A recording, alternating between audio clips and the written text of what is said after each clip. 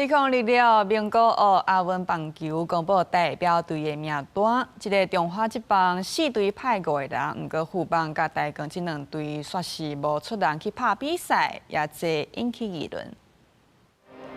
亞運的國際棒球無方得做頂級比賽，不過在進行棒球運動總計劃的分級內，甲經典賽奧運攏屬於一級比賽，目標就是組成最強國家隊。為此，2026名古屋亞運24人名單，職業棒球員13人，在海外持續期高林瑞陽、孫奕磊、王彥廷、莊田將武、林玉明、潘文輝、陳宗德8人，同時陳信輝、劉奇峰5人。基本上應該以差不多以1/2搭配為原則嘛，但有時會多職棒會多一點，有時職棒少一點，但是一定要職業球員，不然的話